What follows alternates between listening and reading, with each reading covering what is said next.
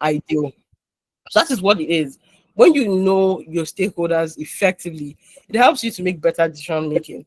So because we found out, like, let's say in 2 weeks, 2 weeks launch date, we still had ample time to be able to, okay, we strategize on that, and maybe engage other people that we had in network, or we had that we knew that had value for the project. Yeah, that we knew that could find value in the project, and we worked with those schools instead. So understanding your stakeholders helps you to make better decisions. It helps you to better allocate resources, because at that time when we had gone to those schools to check if they are good and everything, we are checking to see if it was ideal. Although we had the mindset that these schools would be great, only to find out that they were under jurisdiction of the federal government itself, not the state government. So the resource that we had sent to that school to set up, to um engage the principals and everything, had been wasted. Well, if we had better information, or we had done our mapping properly, it would basically lead to better outcomes. And then understanding your stakeholders also helps us to better look at or communicate better. It helps you to communicate better in such a way that you understand the people that you're working with, you understand what levels they are in. Well, how you communicate with your, let's say, your university is basically different from how you communicate. But when I say university, I mean like how you communicate with your organization, meaning like your project sponsor. So these are individuals or institutions that they have major financial backing on the project. So usually it could be the institution itself, or I mean like the organization that you work in anyway. How you communicate with them different from how you communicate with other external stakeholders. The levels of information that you give to a project sponsor as against maybe the Ministry of Education.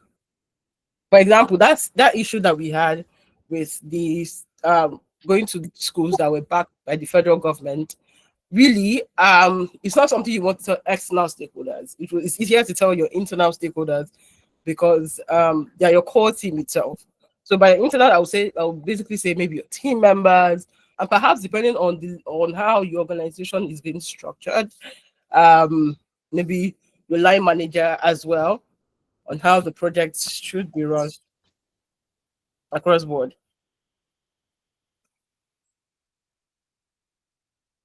Please, can I still be heard? Loud and clear. All right. Yeah. All right. And then in understanding these things, understanding how your stakeholder works, it helps you to build better relationships. So this, I'm still going to be using that same project, because now the project is going to be in its third year now. And so because we want to scale across board, because we've been working with the same set of schools, it's easier. It's easier because we already know how it works with them. We've built a stronger relationship because we've been working with them for over a 2-year period. So it's easier for us to say, okay, this is this is it, this is that. So because we've understood, or we've basically had a plan on who the stakeholders are, the level of information that they are required, how much information they should have, or how to even effectively or how to even effectively share the entire process, or how to effectively communicate with them to show that you are a subject matter expert. Because as a project manager, you need to inspire confidence in the people that have put you on that project. So how you communicate with your line manager, you can choose to freak out with your line manager because it's your line manager, but you cannot choose to freak out when you're talking to like your top level boss. You need to show that you have got it covered, or you cannot say, oh, we had picked a school that was under the federal government jurisdiction to an external stakeholder, so to say, because it doesn't inspire confidence.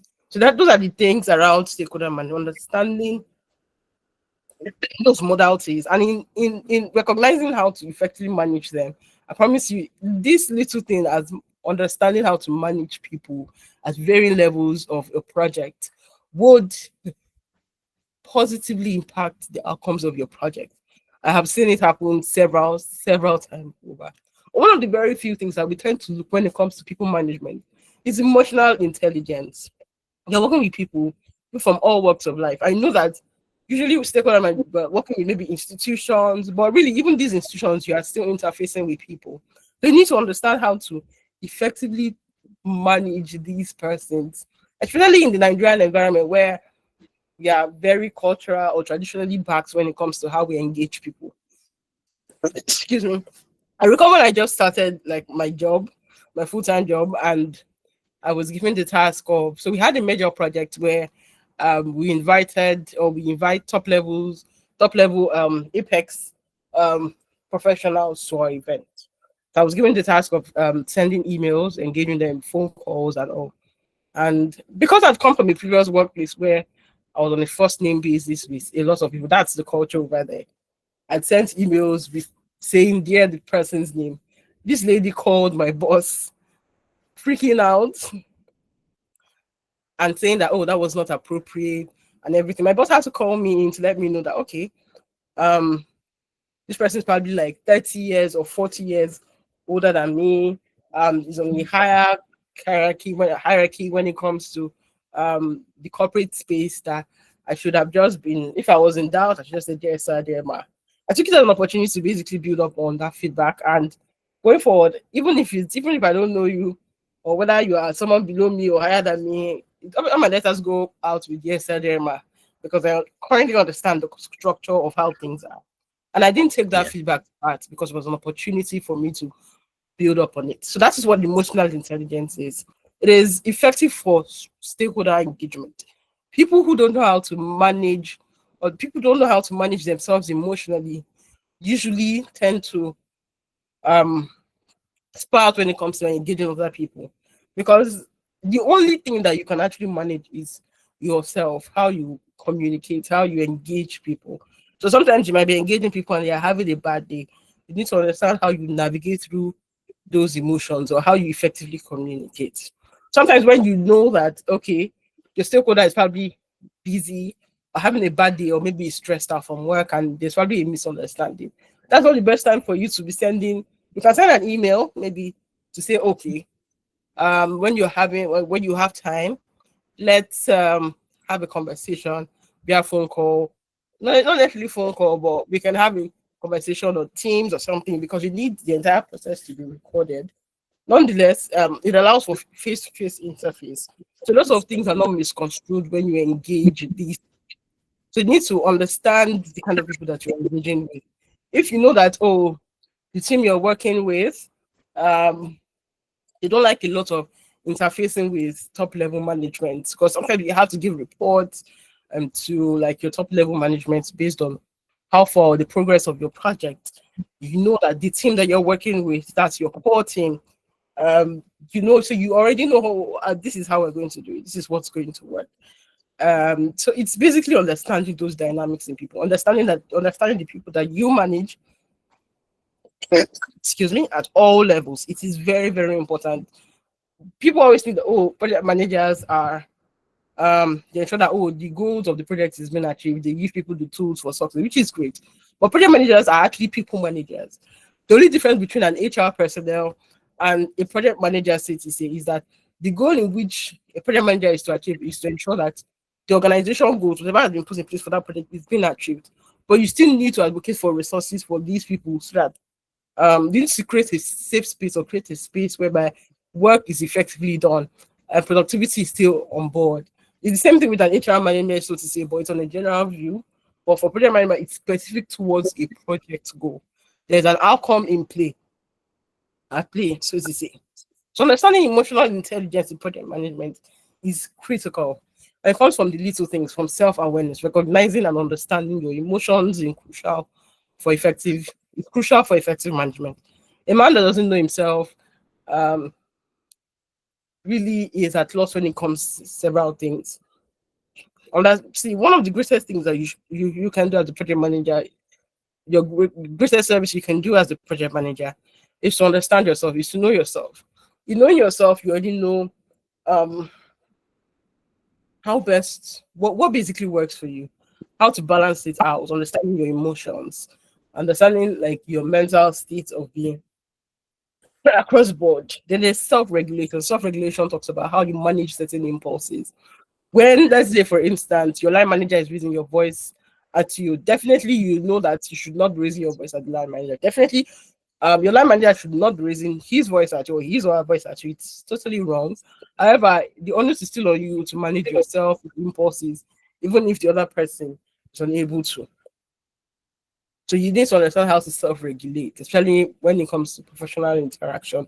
Sometimes some feedback that you get from people may not come in the kindest package ever. But you need to learn how to take information, process it, and use it as best as you can. The motivation, being driven by passion and purpose, enhances project dedication and focus. People, there's intrinsic motivation and extrinsic motivation. Intrinsic motivation is driving force is coming from within, so which is a sense of purpose and passion.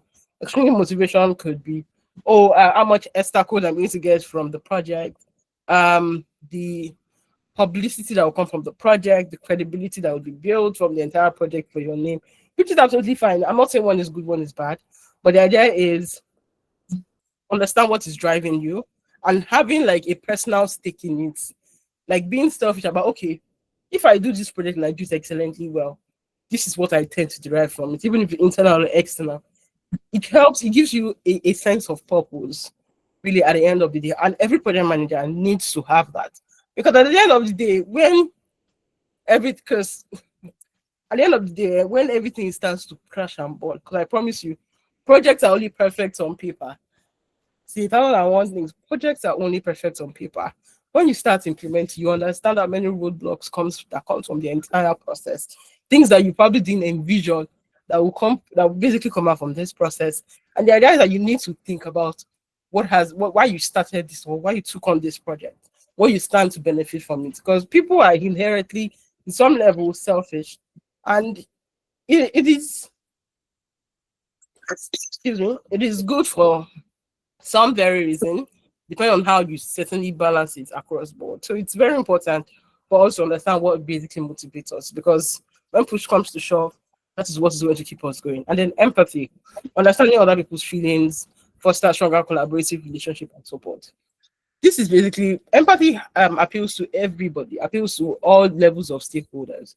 However, I would say your closest people that you engage with is your core team, people that you know that, okay, yeah, they are like your ride or die when it comes to this project. You need to understand how to manage these people, and empathy is one of the greatest things that you can do.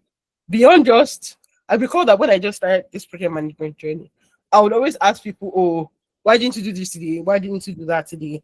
But I recall that one of my first bosses I ever worked with when I just started this project management journey, I told me that when you get to know people, or when you get to understand people at the end of the day, you'll be surprised how much more that they will deliver on the job because they feel that they are part of it. That is the idea. People need to feel a part of it. One of the greatest tools you can use is empathy. So stakeholder mapping and templates. What then are we talking about? Because I mentioned it a couple places. So stakeholder mapping and templates is like a mind mapping or a visualization of different stakeholders at different levels. Understanding or doing a stakeholder mapping is very important to attribute it to project success, because it means that you're able to identify and analyze the stakeholders' interest and influence, ensuring effective communication and engagement strategies throughout the project. When I map these people out, let's say for instance, so because I'm in the development space, that's as much example I can give when it comes to certain stakeholders, because that's where my experience lies. But I'm sure that you can transfer some of this information to any, or you can translate it to any sector that you're in. Let's say we're doing a project on clean water, for instance, and we have to draft out a stakeholder map. So there is the internal and there is external. So internally, we have like your project sponsor, you have your partners to some level, because sometimes organizations have donors of project beyond just like the implementing organization. By implementing, it can be the organization that you work for instance. And then you have your core team, maybe project managers or project officers, communications personnel. Your communication personnel, you could have your graphic designer. You also need to have your list of vendors, your financial person as well, So there are different varying levels of them, but understanding these things and understanding what level they are and how much they can influence your project would help you in would help dictate how you communicate to them. One of the major maps that we have is the power interest grid for stakeholder analysis.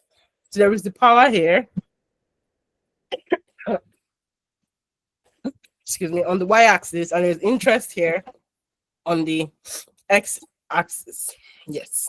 So we have different peoples at varying levels. So we have people who have low interest and low power. Then we have people who have high interest and low power.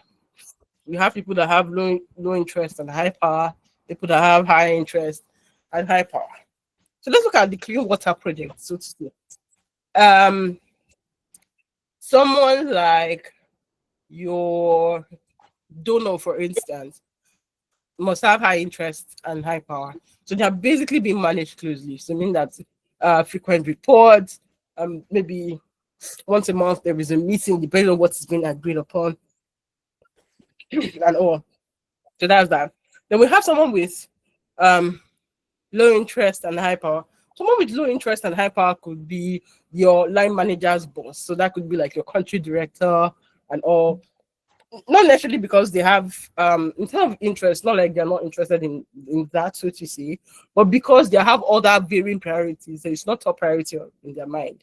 But they have a very high power stake in the project because if they do decide to say, oh, the project is not moving forward, they have a right to cancel it. So such a person would need maybe periodic reports and feedback whenever I think that they don't even need to ask you what it is. You need to actually be consistent. So even if it's once a month, you're reporting to them, please ensure that it's possible. Then we have low interest and low power. Another person with high power and high interest. Well, maybe low interest and high power could be the Lagos state government as well. If you are doing like a project as regards to clean water, you need to get permits and all. They're not actually interested in, oh, this. I know it's beneficial to the community, but if it's not bringing money in, they really don't have high interest in it. But they're quite powerful when it comes to stopping the project, delaying you, and all that. Then there is someone with low interest and low power. That would be um the community that you want to serve in terms of maybe you want to do it in a per community, you want to create a water source in a per community.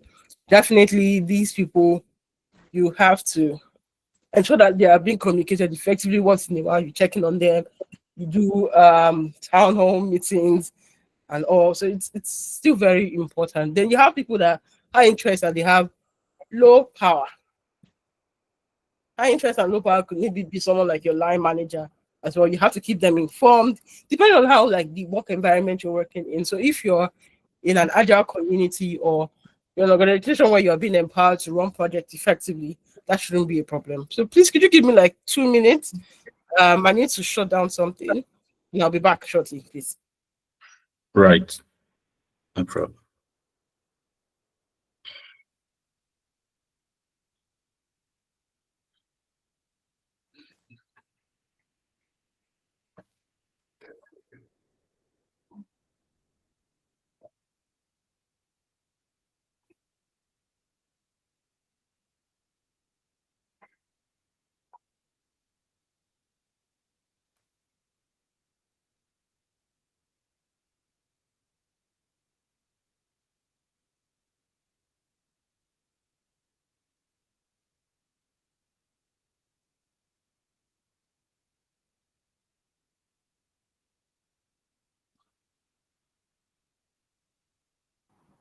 All right, I'm back. Thank you so much for being patient. So those are like different levels for your grid. Yes. And then one of the theories that we have when it comes to people management is the Talkman's stages of group development. Usually, when we do all these things, it's for your core team, but at all levels, at all varying levels of stakeholder management, there is always friction. Yes, it says for group development, but for any project at the various stakeholder levels, it appeals to that. So when you're setting your core team for like your project or for anything itself, it takes time, 4 minutes. And that's where you have to get their buy-in, their vision at play and all. So eventually when they become a part of it, there's a bit of tension. Because every stakeholder, like let's say you're having a steering committee, let's say you're doing a major project on maybe a competition that involves different partnership, let's say NMPC. And in NMPC, because it's a governing body for petroleum, so to say, there are going to be other privatized or um, petroleum companies, like let's say Chevron. I know Chevron is not Chevron anymore, but yeah, different varying levels of like petroleum companies. When they come together, there's usually some form of tension. The same thing with the core team because everybody is trying to oh, my own voice must be heard, this must be heard. So there is need for us to understand how to manage at that particular level because a lot of people are very quite distrusting of each other. The same thing with when you're managing your core group, people with different value sets and all those things. So usually you should look out for potential conflict and understand how to manage them. That is where your emotional intelligence comes to play. Then there is the norming stage where everybody knows themselves, they've outlined what the goals are, the rules of engagement are. And so people are more supportive and supportive to the entire thing. And that's because a lot of extensive conversation has happened. People have worked together for quite a while. So norming, it becomes a normal thing for them to like work together and then it's performing. That's like a high level. Like you guys are gelled so much that performance is not an issue. It becomes like a daily thing. That's performance. There's a journey at the end of the team's journey. So that's like at the closure of the project. Um so that also happens. And that part is where different people are like the goals of the project has been achieved. And during that time, it's just proper communications. Sometimes you do a retrospective to understand what went well, what didn't go well, how can we improve upon it, and all. So yeah, understanding that these different stages um of of the Tuckman theory is in every part of stakeholder management. Part where there is forming, where you have to identify different groups and how their role can be how their role can effectively impact the outcomes of a project. And there's storming when they come together, or basically they've come together, but people are very distrusting of each other. How do you manage it? Those are the kind of things, those are the questions you need to have in mind and how best to do it. Sometimes all these things might seem quite theoretical, but with practice over time and understanding, having the basic knowledge of people, you're able to basically navigate it. So except maybe you have like direct questions, I might not necessarily be able to come up with different scenarios. But if you do have questions on different understanding team dynamics at different variables and how we can engage, no wahala, we can have a conversation extensively on that. So there is conflict resolution. Conflict is a normal thing. In fact, I personally am an advocate for conflict. I feel that a team that has a bit of conflict shows that there is care for the project at hand. However, what really a lot of people are scared about conflict, but it's needed because it shows that the people that you're working with actually care about the outcomes of that project. It might come from a service point of view, but you need to understand how best to handle it. And so the best one of the very good techniques is active listening, on ensuring that all parties feel heard, fostering trust and understanding, meaning that when somebody is sharing their opinion, it's not time for you to shut the person down. So that's where you have to put out your rules of engagement when it comes to conflict resolution. So when issues arise, ensure that both parties, when they're airing their views, are not trying to pull down the other person. They're expressing it in kindness, meaning that they're not calling the person mean and very colorful names and all that stuff. And in active listening, mediation happens. Mediation can happen maybe as you serving in that position as a mediator, or maybe an HR personnel can help. But basically, a neutral third party can help facilitate dialogue and resolution. From the resolution point of view, both parties can air their view, which is where active listening comes to play. Both parties need to actively listen to what is being said, and then maybe a compromise can be made. Then there's collaboration. where teams are made to work together to find mutually beneficial. Some of these things that you can see, it's kind of like a process that leads to each other. When you've listened, there's a mediation that happens eventually. A course is being charted, and then they work together to achieve it.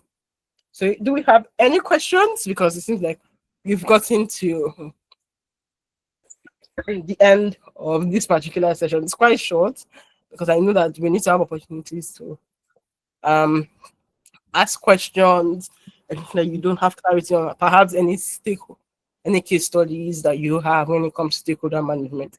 So the idea with stakeholder management is that it's basically to understand the people that you're working with.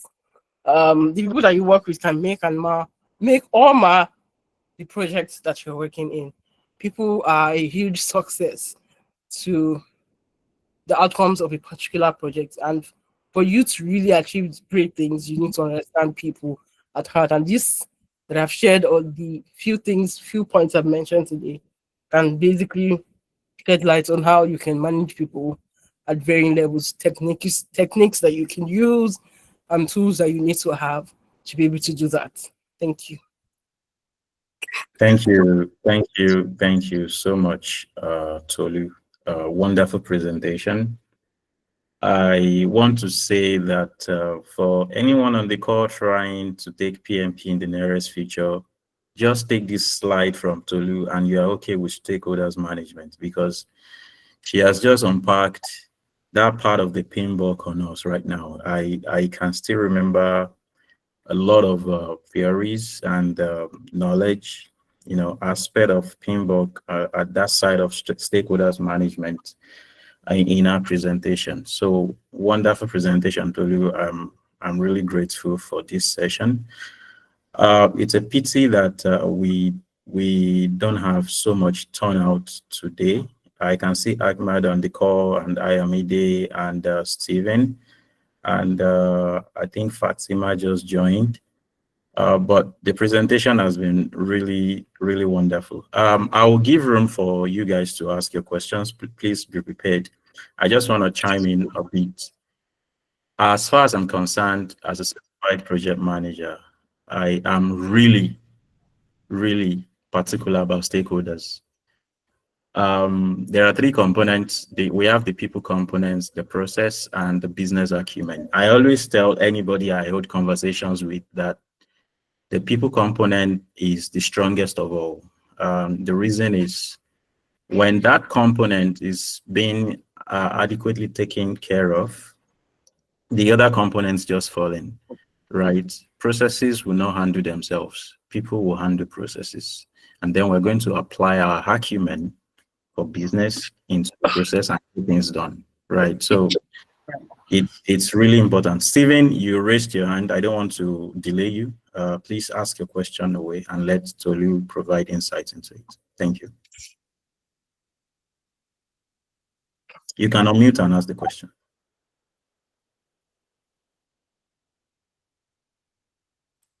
Stephen, if you are speaking, you are still muted. Just unmute and ask a question. All right. Right. Good evening, sir. Thank you very much. Thank you, Mr. Lu.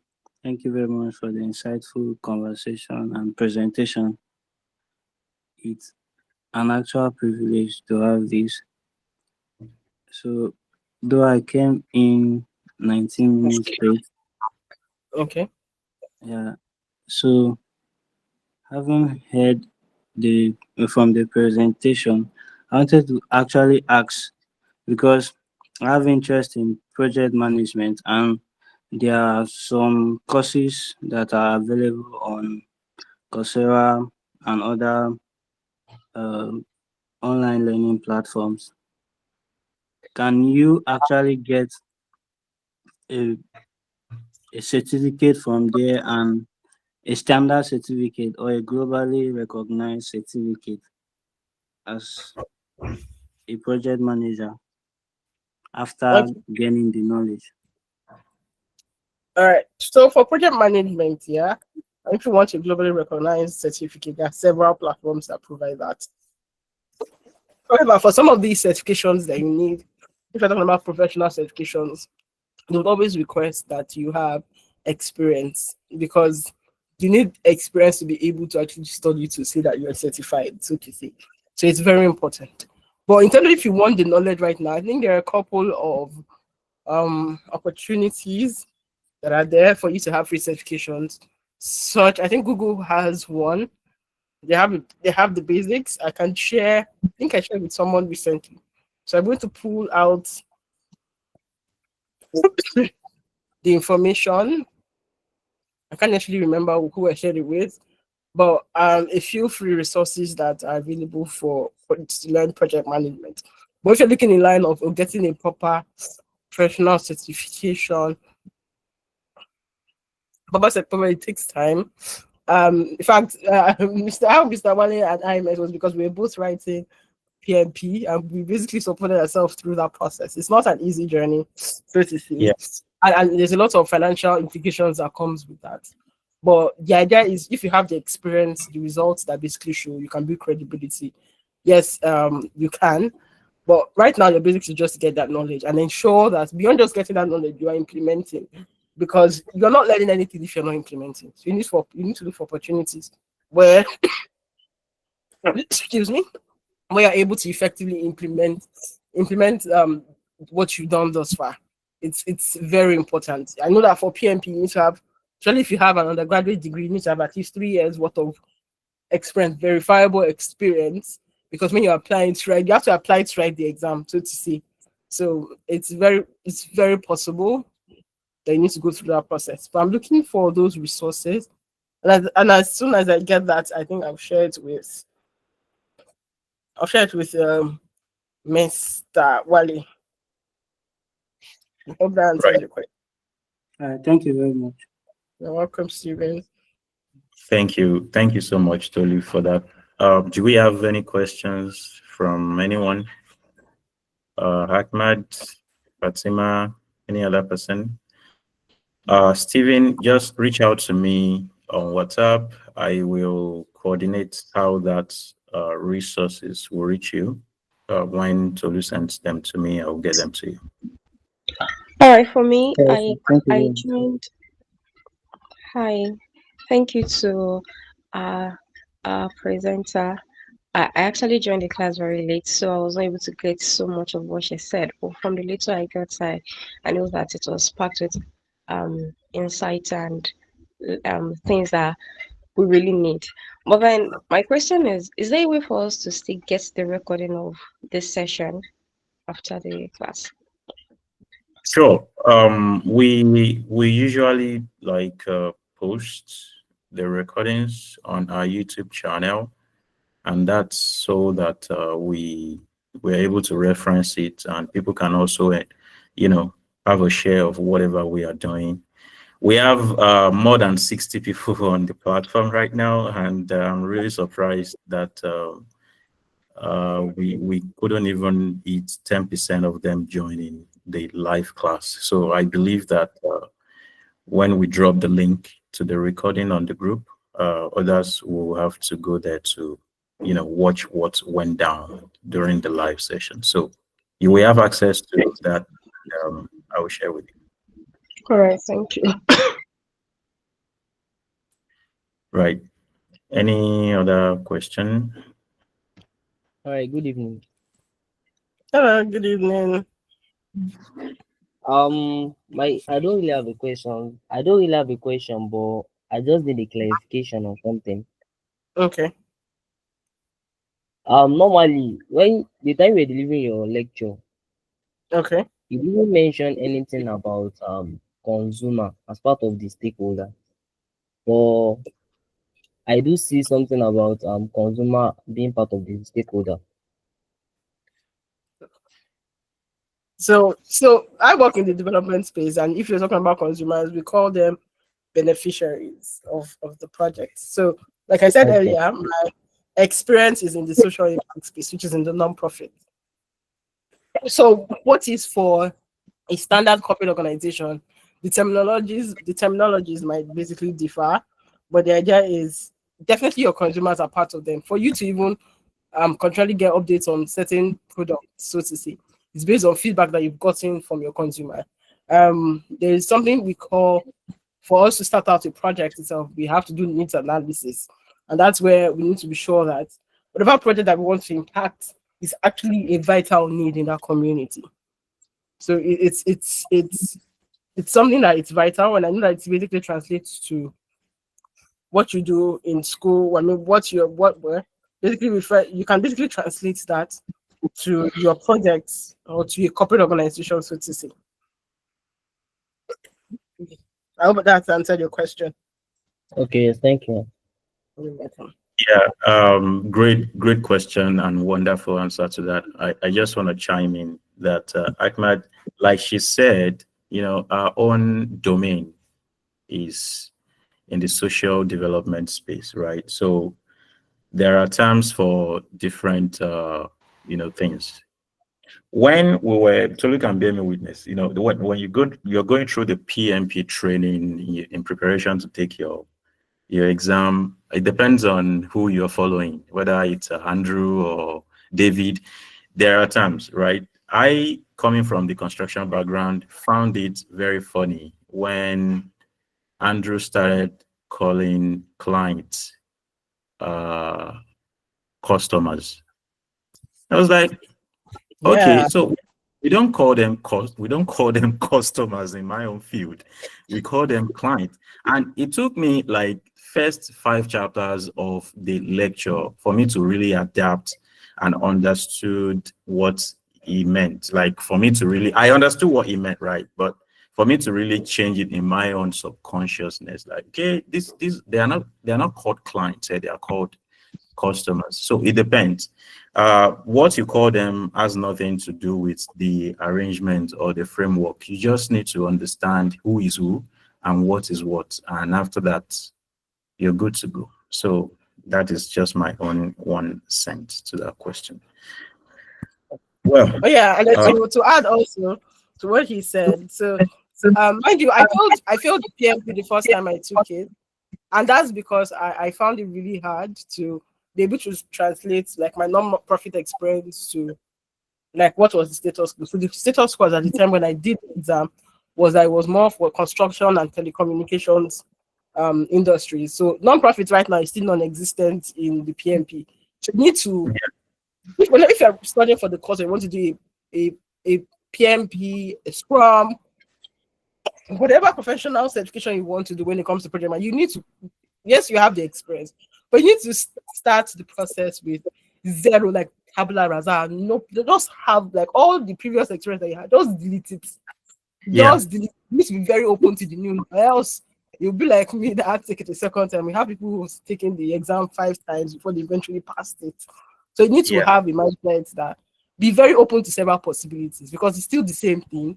I'm sure that terminologies are a bit different, and some things might not necessarily be applicable to your own industry because sometimes it's not as technical as it is. Now there are some processes that they probably have in Mr. Wale's industry that is non-existent in my own industry because we don't need it. So that's just how it works. Like now, for my industry, people is very important. Beyond just like the business acumen. Business acumen is gradually becoming a major thing, but people is really important when it comes to delivering projects because it's non-profit, it's people centered at the end of the day. So just have that in mind, Ahmed. Ahmed, I hope you're clear. All right. Yes, sir. Yeah. So I think this will be a very convenient point for us to wrap up for this week's session. I want to thank our guest speaker again, Toluwalase David-Oluwole. It's wonderful, having you on the call. And please have it in mind that I might want to pull you back into the program anytime. Might not be this year because I know how busy you are. Yeah. But bear in mind that you are still coming back to make another presentation for us in one of our subsequent episodes. So thank you all. Thank you to all the participants, and I wish you the best of luck in your endeavors. Thank you so much, and bye-bye. Thank you so much, guys. All the best. I've shared the results with Mr. Wale, so definitely he will share it with you. So have a lovely Saturday. Bye. Great. Thank you. Today is my birthday. Happy birthday, Steven! Really? What? Thank you. Happy You should have birthday. said that like 10 minutes ago. I would have prepared a cake for you, but now it's late. Okay. It's Happy fair. birthday. All right. Happy birthday. Thank you very much. Thank you. Yeah. All right.